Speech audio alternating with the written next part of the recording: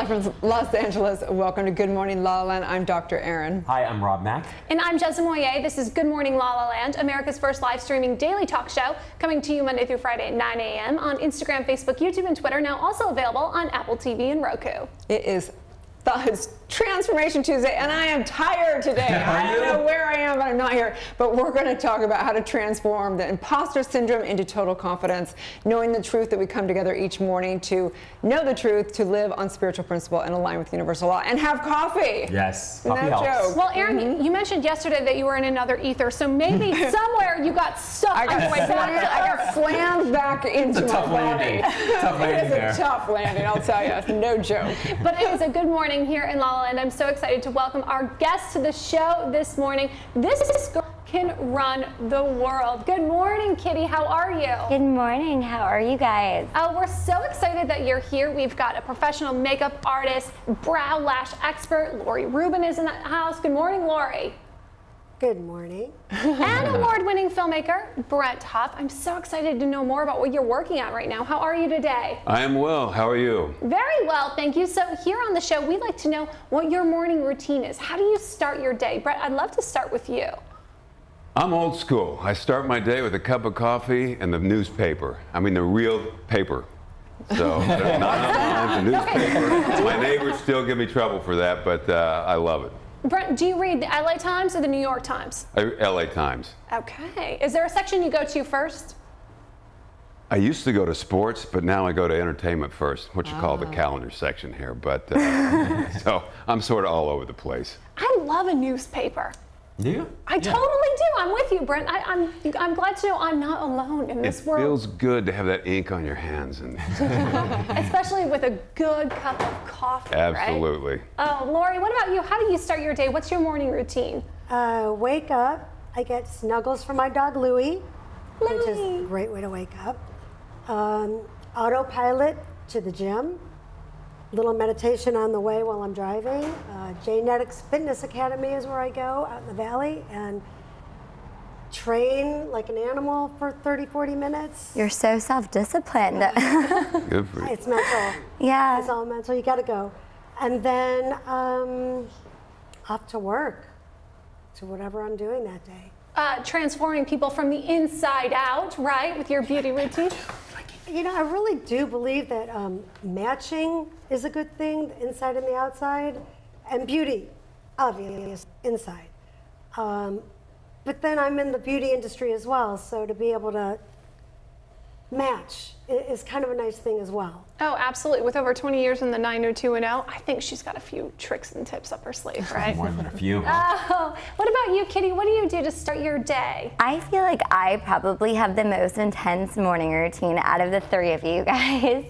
Every morning I wake up and the first thing I do, I have to make my bed.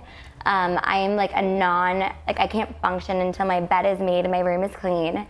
Then I always have a cup of tea. So I don't use like any of those like Keurigs or any of those like heated waters. I put like my tea on a kettle, and then I like have a whole skincare routine. I like triple cleanse, I moisturize. I got a jade roller recently, which I'm not sure if it does anything, but I keep it in the freezer. So as I answer emails in the morning, I'm just like jade rolling my face, which is like kind of extra, and my boyfriend thinks I'm crazy. But I mean, like, we're in Los Angeles, you do what you gotta do. Absolutely, and I'm a firm believer in the jade roller. As am I, for sure. As are you. I'm gonna get everyone here on the jade rolling too. I gotta get one. Okay, so you have one, so it's 2 against 1. I don't even know what it is. Oh my God. No, jade rollers are the best. I think it's supposed to reduce inflammation, and I think it just tightens everything up. And if you're up late working, if you're drinking, which I feel like a lot of us do with all of our social outings, just jade rolling is a great way just to wake up your face and to make your skin feel alive again. Absolutely. Well, Brent, I have a feeling our executive producer is going to help you out with that jade roller. We're going to make sure. Oh my God, we got one here. So you actually roll on your face? Yeah, there's actually a specific way you're supposed to do it. I mean, you're the beauty expert here, so you probably know more about that. But you're supposed to rub out, not in, right? Mm-hmm. I think. up and out. So I do that. Under. I'm going to need a bigger roller then. And then, That's the big side. There's a- and then I recently just launched a company. We went live. It's called This Girl Can Run the World, and we went live this Friday. We've had over 30,000 websites visits in like the past 72 hours. So I've been, kind of addicted to my phone. So I wake up, and as I'm jade rolling and answering emails, I'm just answering like 100 emails and like 500 Instagram DMs. So that's my morning. Champagne problems, gorgeous. That's all I've got to say. Champagne problems. Wow. Congratulations on your launch. We're excited Thank to know you. more about the company later in this show. And of course, we want to remind you, if you do like ink in the hard copy form, don't forget to pick up your copy of the Focus magazine featuring Tosca Musk on the cover and Rob Mack. Who's that guy? Right? Who's that guy? I'm so excited to talk to Brent. I'm addicted to documentaries. It's the only thing I ever, if I'm going to watch something and relax, it's a documentary. I know what you mean. I like to be inspired and informed. Documentaries seem to do a pretty good job of that. Yeah. So I hope you guys are doing better than me today. How are you guys? I'm not doing so well. Yeah, Erin, I would say that it's time for you to take a little break, a little self-care. Yesterday I went to Spa LaLa over in Tahunga Village in Studio City, and I just took myself for a little break. Stepped out of the regularly scheduled program that is my life, and I did sauna work. Learned much about it from Erin. Sat in there in 25 minutes. She told me I ran 3 miles. I will accept that challenge any day. You ran 3 miles. That's how much how much sweat you. Well, supposedly that's what she told me. I would way rather sit there for 25 minutes and sweat it out than run 3 miles. It was fantastic. I think they're talking about how many calories you burn. Is probably what they're talking about. Oh, I don't really care what that is. It works for me. I was really excited. Got to sit in an incredible anti-gravity massage chair. Had this beautiful cup of tea. It was serene. I loved the scent and the sounds. It was just a really nice escape for me. Super cool, Jess. I love that you're all about the self-care. I really am. For me, it is not a luxury. It's an absolute priority. And I really think that men and women need to embrace that, especially in this day and age. Absolutely. It's easy to get lost, for self-care to get lost in like the midst of the chaos of your lives, I suppose. But yeah, it's very different, right? Totally. Yeah. I love it. It's so awesome. I have no idea. I'm like really, I don't know what happened, but last night I was like up part of the night. I woke up, I was like just not, I rarely don't sleep well. It's bizarre. But I have a huge day ahead of me, so I'm going to just snap and I'm going to do some prayer work. I'm on Lori Harder's podcast later today. And then we have our monthly big event downtown tonight. About 100 girls come to this beautiful origami space with Tammy Lee and Natalie, CEO of Boss Babe, speak with me tonight. And we're talking about mindset, going to do some meditation, invocation around money. So, nice. Yeah. Everybody can use a little bit more money. Right? Oh, yeah. I'm going to buy myself some coffee before I We had a great show yesterday. We'd love to show you a look at some of our favorite moments here on The Rewind. Where is the movement going online? What's happening? And of course, I believe the next shift is where spirits brought us all together online, and now we're going to find our like communities and create things offline, reconnecting physically as well. And so I've been really in this conversation of where's technology taking us? The reality is, in my experience, cancer is not a life-threatening disease. It is a check engine light. It's saying something's out of balance, and we just need to get the body back in balance. I don't think it's really black and white. I really feel as if it's just a situational basis. Sometimes we as individuals have to go through something, or I say we have to grow through something to get us there. That belief, I mean, maybe you have to find somebody else that's already doing it. You know, I tell people all the time, in order to get that belief, find somebody that's a direct mentor and get somebody that's an indirect mentor. You can get 5 books and notes from workshops, and then you go home and life happens. You have bills to pay, your kids are going crazy, like all the life starts hitting you, right? So for me, when I say it's a movement, it's because you can't take away an experience. You know, I think that there's an aspect of us being born a certain way, but I think that we also are conditioned in life. You know, people are always like, oh, they're going to rise to the occasion. You don't rise to an occasion, you default to your level of training or conditioning or environment or experience. You have your ups and downs. You have your times when you're angry. And I have this little saying I like to say, which is punch out, not in. I'm not going to beat myself up because people don't like my scars or my challenges or whatever. I'm going to punch out creatively into my work, into my characters, and incidentally, I end up playing a lot of these really wild characters. I've always looked at my story like, oh, it's not really that great of a story. I haven't been through that much. I haven't been through like what other people have been through. But at the end of the day, I start talking about it. I'm like, okay, I have been through some things that, you know, people could be inspired by. Mm-hmm.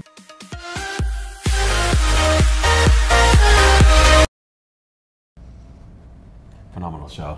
Oh my gosh. Oh, incredible. I love the cancer, all the innovation, and a big shout out to all the holistic practitioners and everyone that's done so much work to really flip the script on knowing the truth around cancer and giving accolades to the Western medicine and Eastern medicine and spirituality. But we need to all come together and figure this out. Well, did you hear who won the Nobel Prize yesterday? 2 scientists for their work in the cancer field. So what they have done is, it says that they have created a special immunotherapy really for your body to heal itself. It's an alternative to the traditional radiation and chemotherapy, and they won the Nobel Prize. So really this community is coming together. Yeah, it's interesting though, because Jeff was talking about it yesterday, and he said it wasn't a good thing in his eyes, because he said that they were doing this immune stuff that was actually hurting them. I don't know, I'm not a scientist, but it was interesting because we were debating that before the interview yesterday, and he was saying they make it look like it's all good and it's all about the immune system, but he goes, they're using pharmaceuticals that are actually hurting the body in other realms. So I don't know, I think it's interesting how it's all about who you know and what status you're in and how you claim whatever around the cancer, because I think every time you hear something, even a Nobel Peace Prize, you need to research and question it, like Jeff was saying, for sure. Yeah, it's interesting about science, it's always changing, huh? Yeah, So always I'm changing. sort of excited and really looking forward to getting the cancer thing solved. That'd be nice. I don't think we're going to solve it. I think it's something here to stay. I think it's more like preventative and figuring out what is, like how we align to I don't think they're going to ever cure cancer. No, it's like saying you're going to cure toxins. Like, it's not going to happen. Right? Well, I don't know. If I knew that, I'd probably get a Nobel Peace Prize. Here's to hoping that it will. And of course, we had on some of the keynote speakers for the Positivity Summit that's happening on October 20th here in Los Angeles, including Mr. Rob McOfficial, who's going to be giving a talk. So we're so excited to continue to support our man Cornell Thomas in his effort in really changing the world, starting with positivity. Absolutely. He's amazing. He brings together the most positive, inspiring people, and yesterday's show was a perfect example of that. Absolutely. Right? Eileen Gruba is really, truly pioneering in Hollywood for women and men with disabilities to still get hired. I mean, her work was truly inspiring. Kira, she's an award-winning Emmy producer, and she's a cancer survivor. I mean, it was a incredible. pro basketball player. Pro basketball player. Yeah. It was wild. So, of course, just to remind you that you can revisit and listen to all your favorite interviews available as a podcast on iTunes. Love it.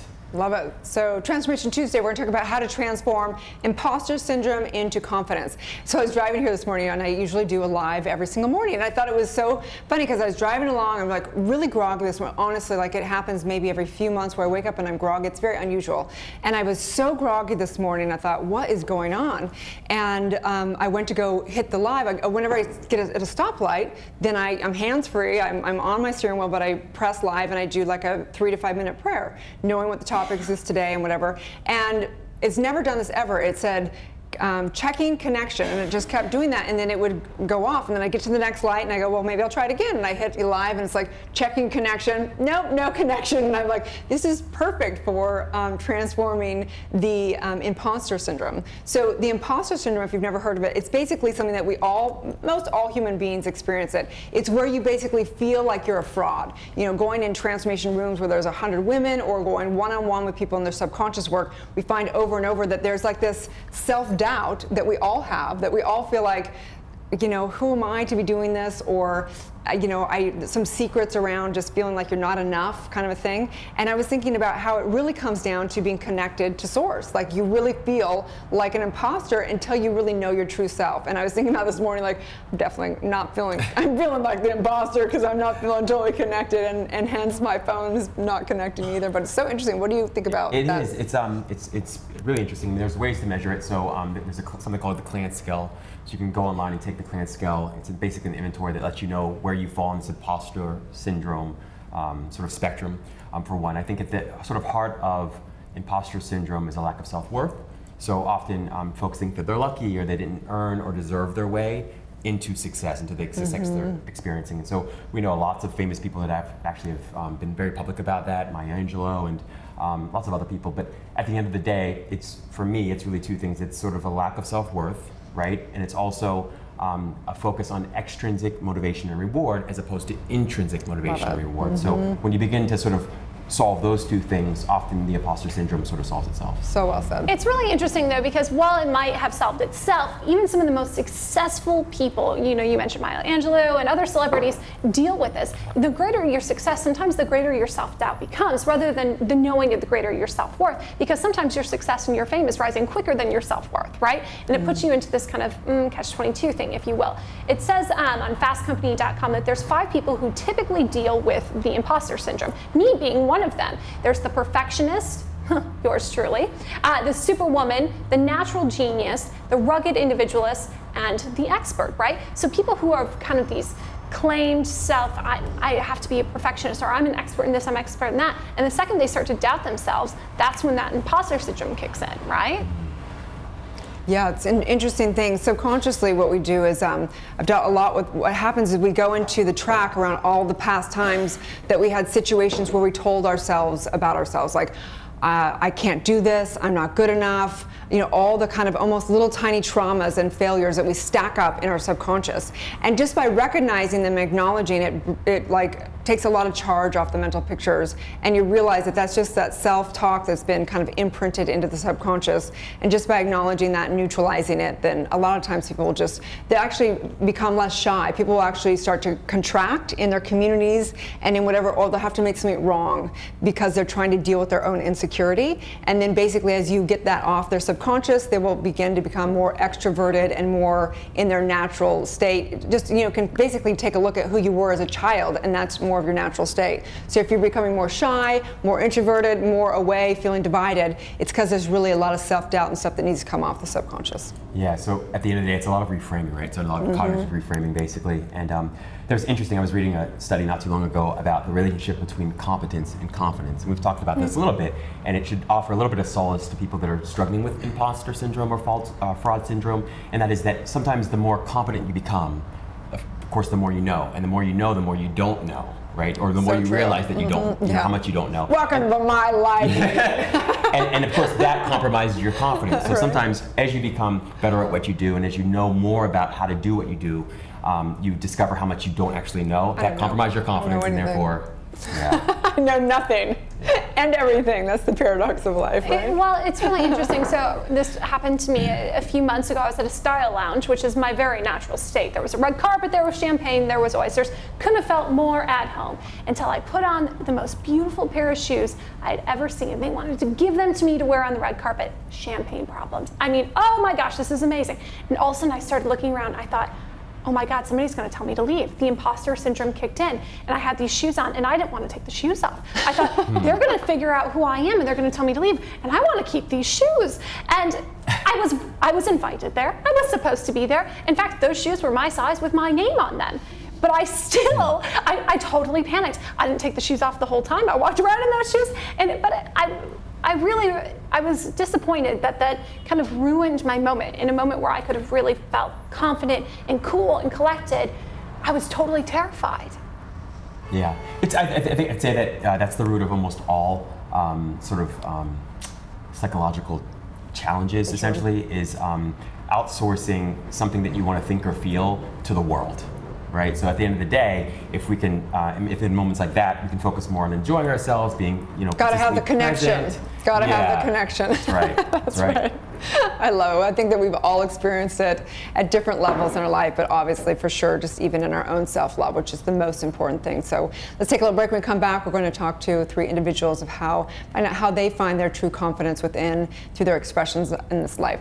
Take care. We'll be right back. Take care. Sign.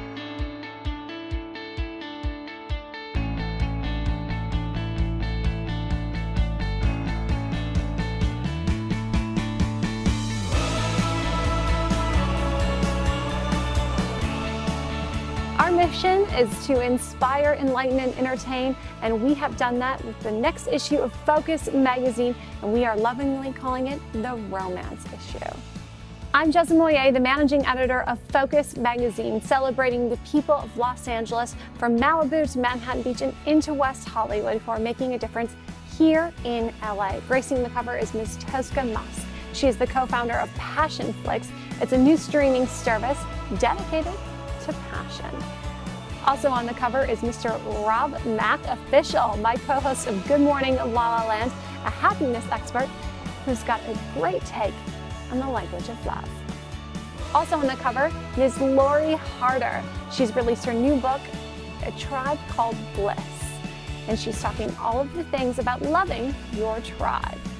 We're also proud to feature Tracy Bregman, from Mean Girl to Legend. You may remember her from Young and the Restless, and we're talking her journey in Hollywood. I'm also proud to announce that we have iconic matchmaker Carly Spindel's take on dating in modern romance. And for the love of television, we're also featuring Mr. Larry Namer. He was the co-founder of E! Entertainment, now president of the Newtown Entertainment Group. And we had a very special interview with him on my podcast, LA Unscripted.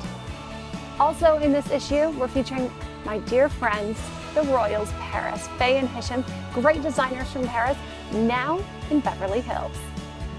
We're also excited to feature Cherie J. Wilson. You may recognize her as one of the femme fatales and quintessential American actresses from shows like Walker, Texas Ranger, Dallas, and now she's launching her own production company, Sandalfin Entertainment. And we are community powered here at Focus Magazine. We're proud to feature Michelle Gillette's contribution, Healthy Sexy Brains. We're also proud to feature how one community mother is taking on our mental health and school violence crisis with her company, Q Wonder. And social media superstar and model is wielding her influence. Focus is proud to feature Sarah McDaniel. And our Focus food editor, Tambi Safran, had the opportunity to interview Chef Seth Greenberg, who's taking on Beverly Hills with his new restaurant, Citizen. And this woman is reinventing pizza. We've got a great feature on Gail Becker, the founder of Cully Power, reinventing some of our favorite foods. And our Focus TV travel editor, Wendy Kretschmer, took an incredible trip to the newest Grand Vela seaside sanctuary on Mexico's Baja Peninsula. It's life, love, and the pursuit of romance in the current issue of Focus Magazine. Be sure to catch all the video interviews available on Focus TV Network, and visit focusmag.us if you want to see the digital copy of this magazine. I'm Jessica Moyer. We'll see you next time.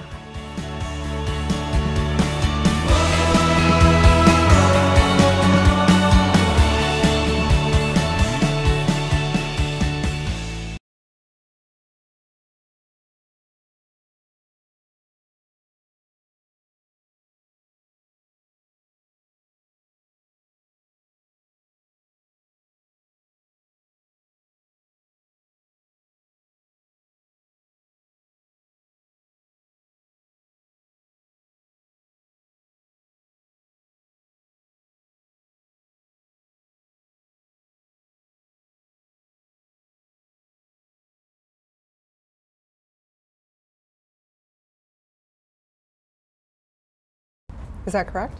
Is that correct?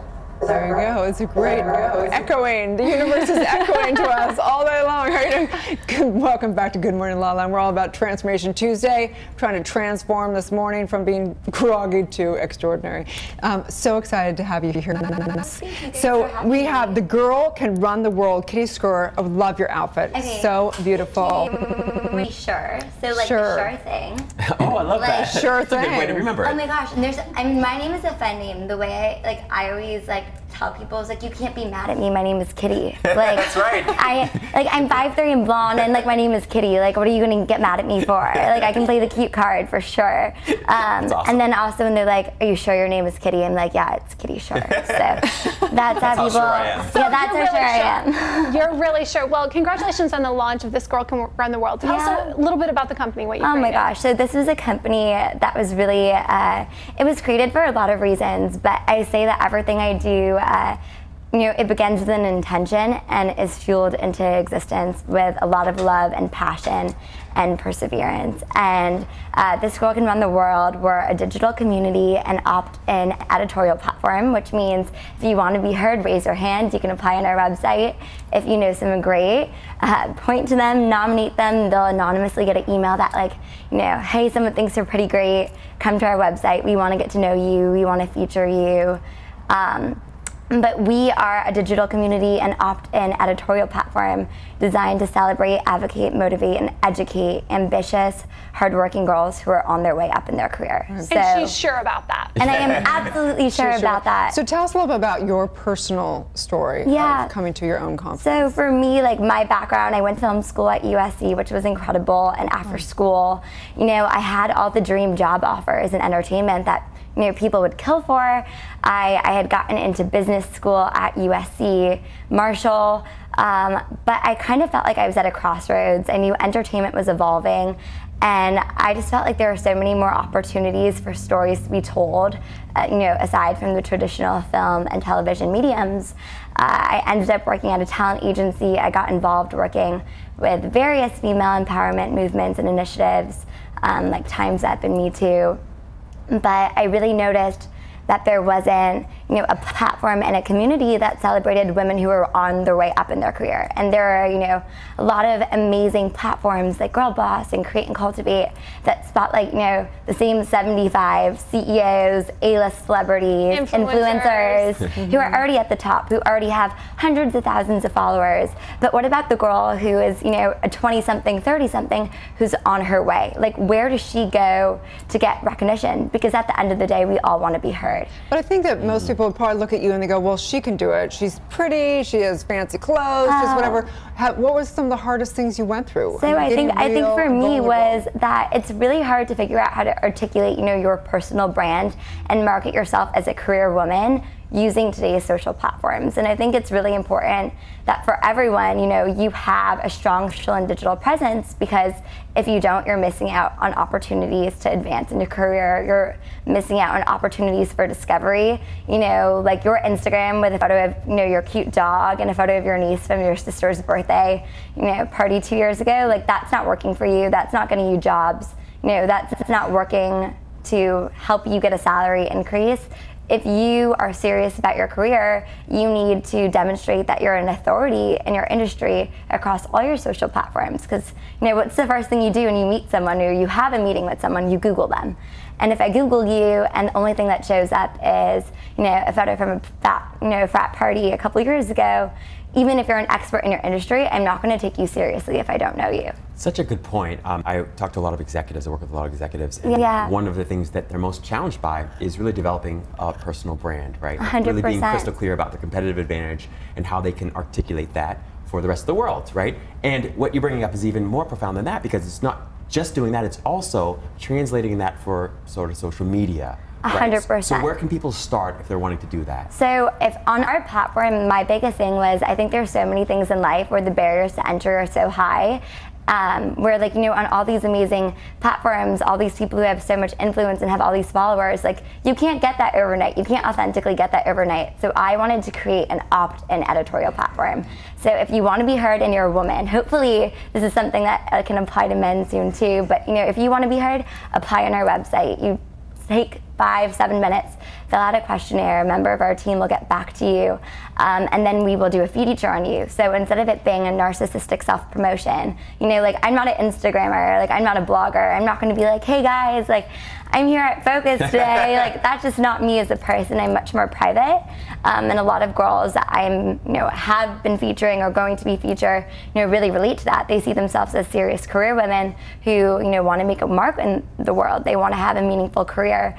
Tell us about some of these women. Yeah, so I've interviewed, oh my gosh, so we launched on social media 5 weeks ago. Our engagement rate right now is 42%, which is pretty insane, because most engagement rates are between 2 and 3%. We're still very small on Instagram. We have at this time about 3,500 followers, but we've had over 1,000 girls apply to be featured. So most girls are just acting as spectators on Instagram, but our audience really wants to join in on the conversation. They want to share their stories and experiences with this like-minded community. So that's something I'm super excited about. And I mean, this past week alone, we've had, I think I mentioned it earlier, over like 30,000 views to our website in a 72-hour period for a small company with no PR. I'm 23. I just started it. So what's one of your favorite stories? I'm really excited about it. So all the women I featured, I have girl crushes on everybody. Like literally, I meet everyone, and all I do, my mom and my boyfriend say is talk about how obsessed I am with all the women I meet. I mean, I interviewed an astronaut, a creative director. I got to interview one of my really good friends who works for City Year, which is an AmeriCorps program where she works with underprivileged middle school students and helps act as their mentor, their tutor, their guide. I've interviewed amazing singer-songwriters, CEOs of a beauty company, all different types of amazing women, ranging from being 18 to in their 40s, because we're all on our way. So what do you think is the 5-year vision, mission for This Girl Can Run the World? Oh my God, there's so much I want to do. This is literally like day 3. But I think This Girl Can Run the World is going to evolve, much more than just being an opt-in editorial site, even though that's something I'm so proud that we are. But I think we're really going to be a hub for girls on their way. And we're going to teach girls, not just, how they can advance in their career, how to, have the best resume, but also really how to make digital and social media work for them and help promote them and help them advance and be discovered in their career. Love it. So I'm really excited about that. We're excited for you. Tell people where they can opt in. Okay, so if you go to thisgirlcanruntheworld.com/join us, you can apply, and there's a button where you can click apply, and there's also a nominate button. And that's something that has been so amazing to see, about a third of the girls who we've been featuring on our platform or who we have been interviewing to be featured on our platform have come from nominations. And I think, I grew up in traditional East Coast, Greenwich, Connecticut, and the philosophy I was raised with was, you work hard in silence, and your success is your noise, but that doesn't really work for people in today's day and age anymore. And my biggest thing is, let the people you work with, let your colleagues, your friends, your sisters, let someone you just met who's doing a great job, tell them. Tell them that you're proud of them. Tell them that you think they're incredible and inspirational, and nominate them on thisgirlcanruntheworld.com/join us. It's going to make their day. Wow. Thank you, Kitty, for creating that platform. Congratulations. Thank you so much. Stay tuned. We'll be back with more on Good Morning La La Land.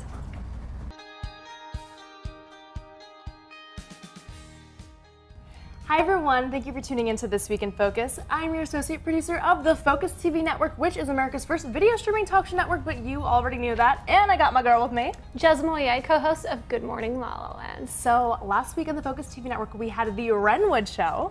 On Purpose with Brittany Zonker, we had the incredible actor Reggie Watkins. On the LA Home Show with our host Natasha Phillips was broker extraordinaire Amy Kane. Yes. On Eyes Up Here with Lindsay Palis, we had the actress Shai Fontanette. On Naked Chats with Josh Murray, we had Sheena Marie from Vanderpump Rules. Yes, we're also so excited to announce the newest issue of Focus magazine. And we are lovingly calling it the Romance Issue. We're proud to feature Ms. Tosca Musk on the cover, along with Focus TV family Rob Mack official. Yes, and our guy, Lori Harder. So, speaking of Rob Mack, co-host of Good Morning La La Land, Jeslyn Moye, there was a very busy week at Good Morning La La Land. Who was on the show? It was a great week in La La Land. On the show, we had 2-time Emmy Award-winning producer and actor Eddie Perez. Yes. We also had dating expert Laurel House. What? She co-hosts the hashtag Man Whisperer with Rob Mack. With Rob Mack. We were really excited to talk tennis with Carrie Lynn. And all the way from Orange County, Rachel Savoda. Wes Gear was actually here repping his Rock to Recovery event. And Focus TV with Good Morning La La Land was on the red carpet to promote Rock to Recovery 3. We talked to Drew Carey, Jeremy Jackson, Kira Reed-Lorsch was there. Let's take a look at the concert. Let me hear you say, hell yeah! Say, hell yeah! Ready for the F-bomb? Say, fuck yeah! Now scream! love you guys. Let's do this.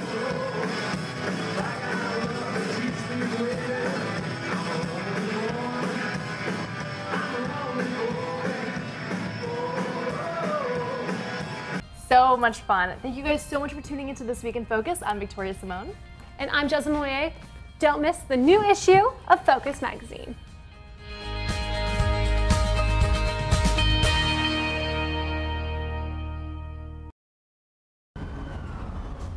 Welcome back to Good Morning La La Land. I am so honored because I love documentaries, my favorite thing in the world. Brent Huff, you are a documentarian, and you have two incredible documentaries that I really want to talk about. Behind the Orange Curtain in Orange County. Talk about that one. Well, Behind the Orange Curtain sort of came to me as a documentary that came to me in 2012. Natalie Costa, who's a friend of mine who runs a performing arts studio in Orange County, her daughter, who's a sophomore at Dana Hills High School, went to her first funeral. And a schoolmate of hers died of a drug overdose, 16 years old. She went to the funeral, it was packed, and several of the people had been to like up to 10 funerals that year.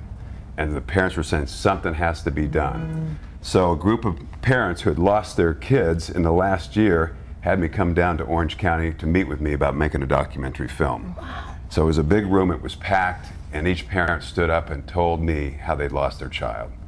And you could just, I mean, the emotion in that room was unbelievable, because you can lose your job, you can lose your marriage, and things could always be worse. You lose a child, doesn't get any worse. That's as bad as it gets. So I'm dealing with that, and we actually raised the money on Kickstarter within a week, because so many of these parents were so, they wanted to think that their child did not die in vain, that they were good kids.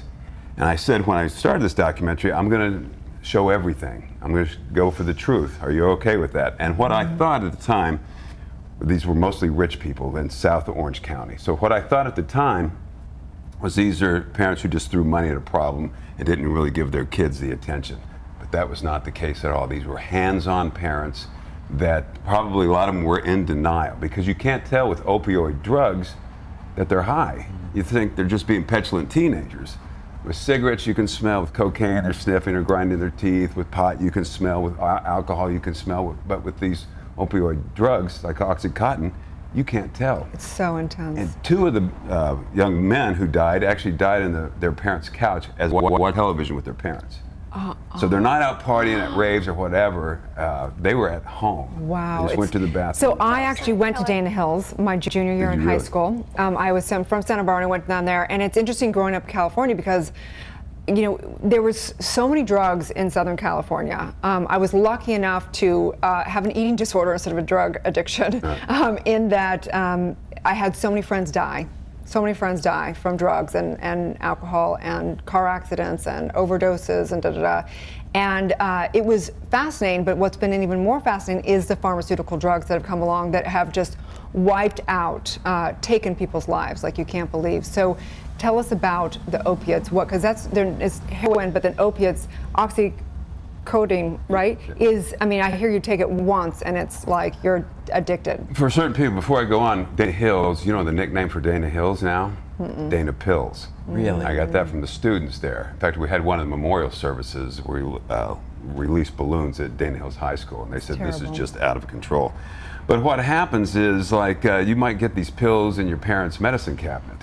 You can get it from dirty doctors. And so you take a pill, and all of a sudden, all your problems go away. You know, a lot of these kids told me, you know, it's hard to navigate these high school years anyway, because the insecurity is what you were talking about. And so that takes away that insecurity, and you feel like you fit in a little more. And that's the great thing about the drugs. So those lows, you know, cuts the edges, but it also cuts the edges on the highs. And it's cheap. I mean, people are selling them right out of their lockers. That's how it was. Even I grew up in Orange County. I grew up in Michigan, but it was so easy to do. They were in your pockets. Throw somebody a 20, and there you have it. And it doesn't look like it's a bad thing. It's a pill. Doctors give these. How bad can it get? Yeah, it was a prescription, and that was the problem. Most people thought it was okay because it was a prescription that came from their doctor. Right. And so what we did, when we were doing the undercover stuff, there was a Dr. Lisa Singh that was in Roland Heights, and a lot of these kids from Orange County, these hipster kids with money, were going to Roland Heights, which is off the 60 here, and they would go in and they get prescriptions from her, and she was just writing one after another. And so we did a little undercover with the camera, inside, and she's the first doctor who got convicted of second-degree murder. She's now serving a 30-year sentence. Wow. So it's and it's expensive too. At first, expensive because OxyContin is like Very $1 a expensive. milligram. But these kids want to do 80 milligram pills, and they chop it up and snort it, whatever. But after a while, you can't afford it, and that's when it goes into heroin. You get that same high for $6 as opposed to $80. So interesting. So tell us about your fasting, because obviously you must have you have some kind of a mission. We'll talk about your other documentaries coming up and stuff, but there must have been something in your life that said, I want to showcase and make a difference through documentaries. I'm a parent. That was what got me. So I saw what these parents are going through, so I went from their perspective, that they felt helpless. There's nothing they could do to get their kids to stop taking these drugs. And so I talked to one woman she's in the film, where she would go up and drive in the hills, driving 100 miles an hour screaming because she knew she was going to lose her child. And she already talked to a mortuary about her son's funeral before it even happened. And so to have that pain constantly, and when I had screenings for this film, I've had two friends of mine, close personal friends of mine, they broke down afterwards crying and said, you have no idea, but my son's addicted to heroin. It's a dirty little secret that people are embarrassed to talk about, and a lot of times you'll see these obituaries where a kid that's 23 years old dies, and they don't say the reason why. A lot of times it's a drug overdose, and they're embarrassed to say. But so, with this film, I'm trying to get people to talk about it.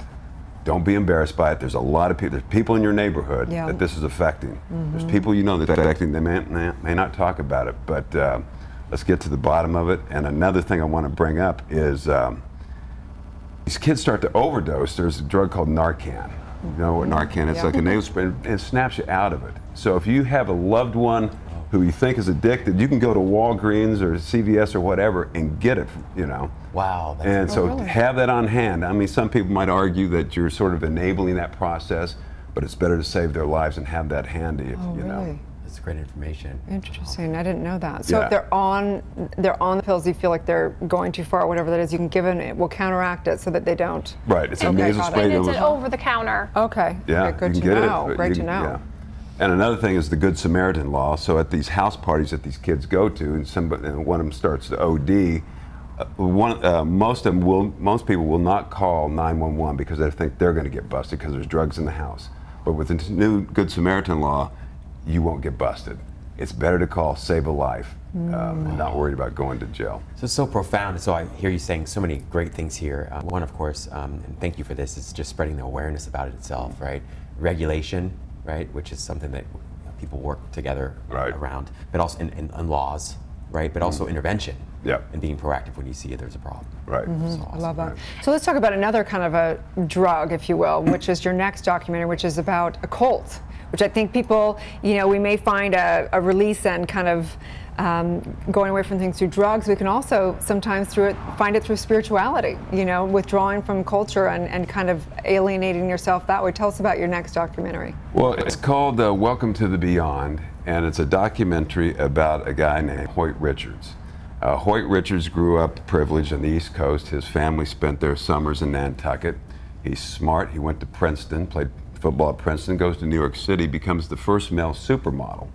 Life could not be better. All right, so then he gets stopped on the beach one day in Nantucket, and this guy says, you're different, you know that? You're smart, you're beautiful, you're different from everybody else. And he convinced him that he was from the Star Arcturus, and they formed this cult in New York City. And a lot of the Ford models, a lot of them went to Ivy League schools as well, were in this cult. And they were told to break away from your family, and so he disowned his family for 20 years. And he gave the cult $4.5 million, and it was all to achieve enlightenment. Wow. And then after 20 years, he's making his way back to his family and is going through recovery right now. This story is so fascinating. It's almost unbelievable, to tell you the truth. What is it as a filmmaker that you were intrigued to actually capture this story? Well, we were at the same agency in New York, and so when you go on photo shoots and stuff, you'd hear these rumors that some of the Ford models were cult, and you go, "Come on, are you serious? Get out of here!" No. And then there was in 1990 there was a expose by Vanity Fair magazine, and it's like, holy crap, this really happened. There's a name, and I know this person, this person, this person. And then fast forward to like 3 years ago, Ford Models had, because I knew as a filmmaker, had me film a Ford's model reunion here in Beverly Hills. And we're filming, I get to interview some of the icons like Cheryl Tiegs and Esme and some of the big people. And then I looked at my DP, director of photography, and go, that's Hoyt Richards. He was in a cult, let's go talk to him. We went over there and Hoyt was very open and he talks about this and about what he went through and so. Who was the cult leader? A guy named Frederick von Mears, who was also a model back in New York. Wow, interesting. So it was in the 80s, so I'm sure it had to be a spin-off of the Warner Earhart-esque probably whole scene. Yeah. Fascinating. And I think it's interesting because, a cult, it's interesting because a cult really is you're revering somebody that's still alive and following. But I think the definition for me around cult, because sometimes that could be a good thing, really for me it's about where it really harms people's lives. It destroys people's families and it starts to really crumble their finances, their health, and everything over long term. So it's important to know that that can be a type of drug as well, right? Well, it started in a good place. Hoyt told me it started, they were doing good for people, and it was a spiritual thing, and then it just over a period of time got darker and darker and darker. It's sort of like, when you put a frog in water and it slowly it boils and they don't know to get out. That's sort of what happened. It's just like you're slowly. He didn't believe he was in a cult. His family thought he was. They tried to do an intervention that went horribly wrong. But like I said, it started in a good place. Wow. I'm curious, what is it that you want your legacy to be, Brent? That's a good question. I don't know. I want to make great stories and stories that actually affect people. I heard you talk earlier. I do scripted movies too, and some are good, some not so good. But I don't get from that what I get from documentaries that you might have changed my life. You brought an awareness to something that wasn't there, and it was entertaining but also informative. So that's what I'm trying to I love it. And documentaries, they have to have a twist, though. I think that a good documentary it shows kind of many sides, but it also doesn't take one perspective. Right. So how were you able to do that with even like that? I mean, hard to do that on drugs in Behind the Curtain, Orange Curtain, and then hard to do that with a cult because it's there's so many kind of preconceived notions. Well, I did a documentary on the modeling industry called Chasing Beauty. And some of the models said I was too hard on the industry, that I go, it's not that bad. And then others said, no, you need to be more hard hitting. Well, there's parts of the modeling industry that are good and there's parts that are dark. And so I just tried to be, fair and balanced. That's good. That's what I go into. Well, and you did it very successfully. One fashion movie on IMDb, right? Oh, yes. Chasing Beauty. Yeah. For those that slipped in. Yeah, thank you. You're welcome. For those watching who haven't seen it, what do you think is the biggest takeaway about the industry? What was the light you really shed on it? Well, you can't really achieve what you see in the fashion magazines. Back when I was doing it, they didn't Photoshop everything. Everything is Photoshopped now. Everything. And for girls to be, 5'11" and a size 0, a size 2 is almost impossible.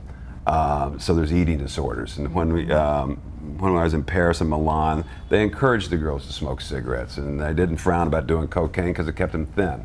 And then there's a shelf life, and it's really brutal, the shelf life. And it's harder on women than it is men because, I would introduce my agents to this model. I said, she's great. And they go, how old is she? I go, she's 23. And they go, that's way too old. Wow. They need to start at 14 or 15 years old to go to New York and Paris, Milan. So there goes your education, So you can't wait till you're out of college and then start your modeling career. It's too late.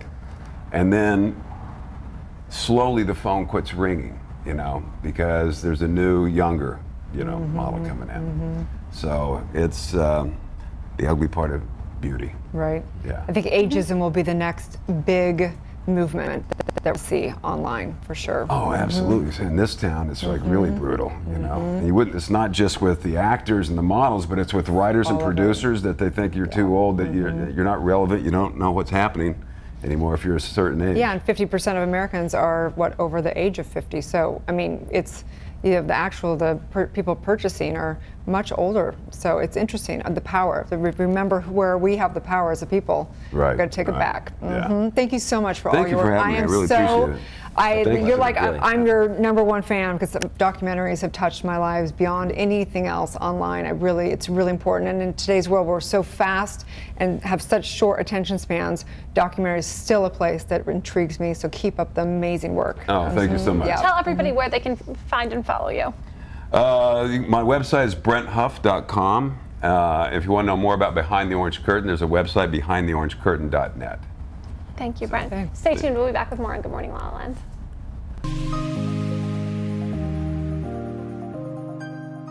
For you, in this moment, what feels most true to you? The three of you. Really grounded and present and like honored to be sitting with other like-minded individuals. I think that it's so important with everything that's going on in the world that this is our now, that this is hopefully the future. And, you know, because of the experience with certain things on TV in the past, it's heartbreaking. And it's heartbreaking to watch, and it's heartbreaking to see other people go through it. And people out there watching it don't really understand what it does to your psyche and to your heart. It's just tragic. And so I think what you guys are doing here is absolutely just a gift. Right. This is my sanity. I can see that. There's so much insanity in my life and uncertainty. This is my truth. I have a hard time saying no to. One is a boy in a band, and the second is a Snickers bar. So I wrote a song about that. I hear you, sister.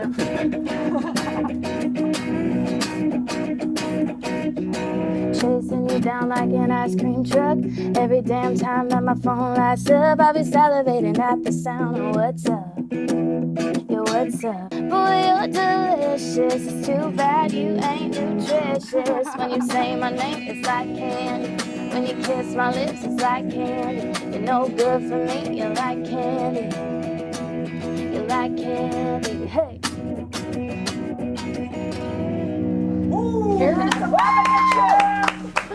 Oh, thank you guys. Love addiction. I hear it. Wow. Do you guys want to be my backup singer? It's like, okay, you guys, come on. We need to get vulnerable here. Totally. I think it's okay to pepper it in, and I love beautiful content, and I've always been a fan of putting out really quality content, but at the same time, I think that it's really important for my industry to tell their story. The mission has definitely been to inspire women to be the best version of themselves and kind of be an example and a role model for a lot of girls that are reading my blog. What's been the biggest challenge for you in doing this, in building this business? Ooh, the biggest challenge, I think, is how consistent you really have to be. So what I've had to do is learn that I'm like a cell phone. I have 100% charge, and it goes down to 1%. And when it's down there, I need to step back, recharge. The consistency of creating content, it can be a lot, but I think I love it. And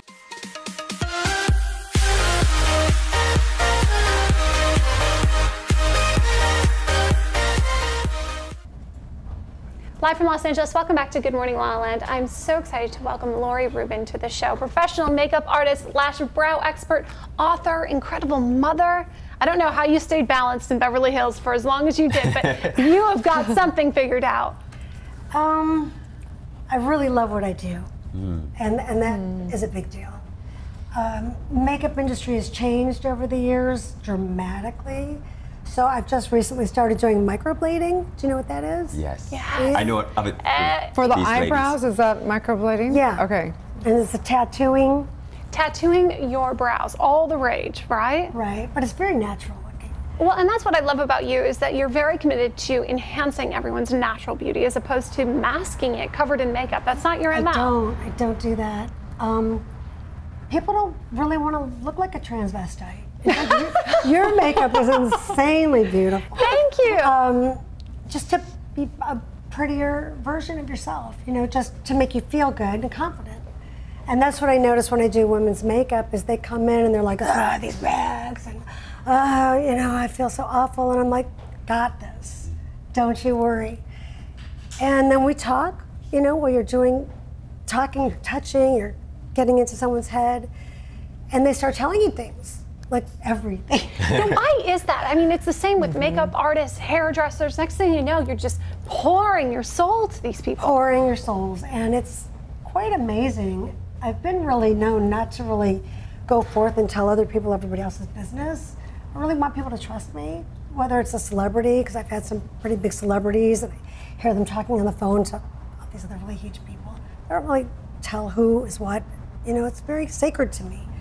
But then when they leave, and they're like, oh my God, I look so pretty, you know, and then all of a sudden they're shining and they walk out completely different stature and stride than they came in. So it really is, that is kind of rewarding that way. Yes, beauty from the inside out. Tell us a little bit about your journey. And I mean, you wrote all these books, stuff. What's the biggest inspiration? Tell us a little bit about your journey. This book is called Inspired by You. My inspiration comes from the person in front of me. Everybody's my Buddha. I sink into whatever anybody else is inspired by, and I then get inspired and pass it on. So true. Circles. Love the saying, if you can't see God in all, you can't see God at all. So wonderful. Right. Beautiful. And this is a collection of poems. This is the special thing about this book is that my daughter, at the time, she did all the art in the book. This she did when she was 7. And then all the art in the book, which is, you can flip through, is absolutely beautiful. So I wanted to do combination. I was a single mom. So just combining her with, she didn't care. Well, whatever, whatever.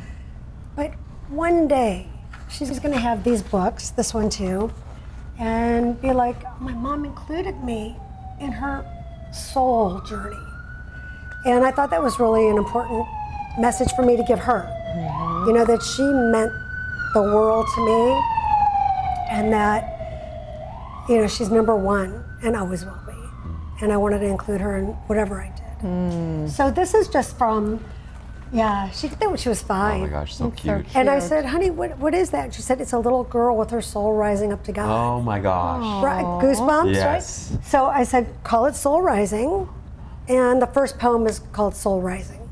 That's adorable. Yeah, it really is. It was love just that. so special. And then I went through some, as we all do, darkness, trauma, drama, whatever you want to call it. She was going off to college. My longtime boyfriend and I broke up, and there I was. Okay, what am I going to do? I'm looking around going, I'm alone. You know, and you do sometimes feel alone, and you get dark and insecure. You have to self-talk, and you can even go into depression, which sadness, depression, there's a fine line. And I found a transformational life coach. Didn't know what that meant, but I didn't care, because that was like my last step to sanity. Went up a lot of stairs to his, it's not on there, I thought it was, to his office, and he answered the door, and all of a sudden I felt completely different. You know, like I knew something was going to happen in that room. And I didn't know what transformational life, I just thought it was some guy that everybody said was a good therapist, good life coach. And it was something that I never expected. I didn't expect mysticism. I didn't expect my mind to be tapped open and to be able to go to other dimensions and like really getting high up there out of my body. And my soul just started shining and shining. Each time I saw him, I was getting healthy. Within a month, I was back to normal. Wow, was it his presence or was it a process that he took you through? It's a lot of processes. It's his presence. He's a master, a shaman, if you will. Coot Black's name. I know Coot. You know Coot? Yeah. Okay. Very well. You know what I'm saying. Yeah. Well, then you know about his Bali trip. Yeah, I've met with High Priestess Alit down there as well. Wonderful work. Goosies again. Really incredible. I started to write when I was seeing him, and it was another book. It's not published yet. And it was about my work with him based on me. And that book is finished. But then, you know, after the Bali trip that I went on, which is a transformational travel trip, 22 people from around the world go, and when I talk about skipping dimensions, you know what I'm talking about. Did you go to her new ashram? Was it built then? When did you go? I went about 5 years ago now, 6 years ago. She probably was just building it, still in the building process. It was amazing. Yeah. Most incredible. I mean, it was like I was seeing cartoons, and there was no drugs involved. So it was like you're out there. It's real. It's real. That, and I mean, who needs drugs? Yeah. And you can get to that place without them. We're in the ethers. Yeah. I'm going to take it to Bali. I've never been, but I'd like to try. No, you got to do it this way. Anyhow, after that book, I finished it. This book popped out of me. Literally, this is it was supposed to be the sequel, but it turned into the first one. And this one is like, from the first one, it's like 30 years in the future. So it goes back on the next book, and this became the first book. Oh, wow. And it's mystical, spiritual, supernatural, but it's mainstream. It deals with death, it deals with afterlife, it deals with the mysticism and the spirituality, and it's supernatural, but again.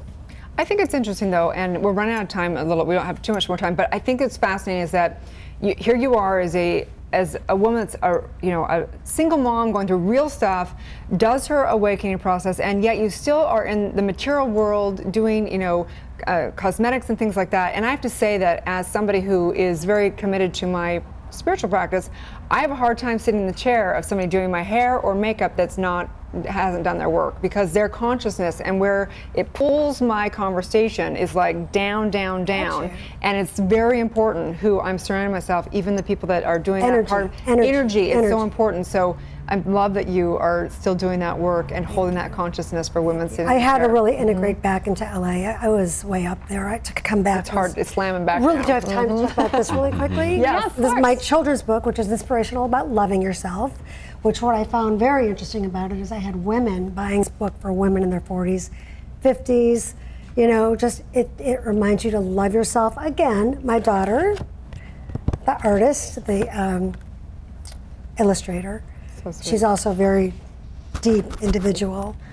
And proud of this. I had a lot of little kids writing to me, thanking me, taking that to school, having it read at school.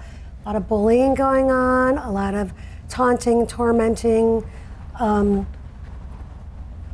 Very rewarding when the little kids call. Thank you so much. Thank for all your work. you. Thank you. Where can people find you? Well, a lot of places. There's LoriRubin.com for makeup. There's the xboxnovel.com, journeytoyourbigheart.com, my browsease.com. Wow. I'm also an artist, so LoriRubinArt.com. Wow. Right here in Beverly Hills. Thank you, Thank you Lori. so much. We appreciate your time Sorry. and your light. Stay tuned. We'll be back with more in Good Morning La La Land.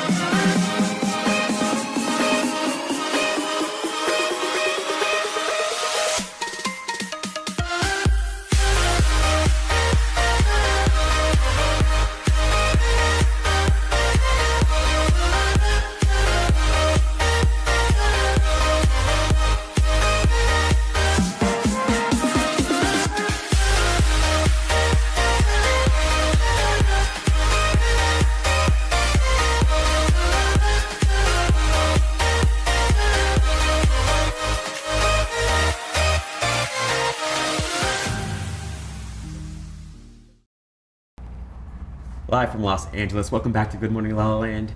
It's been a fantastic series of conversations with our beautiful, intelligent guest today.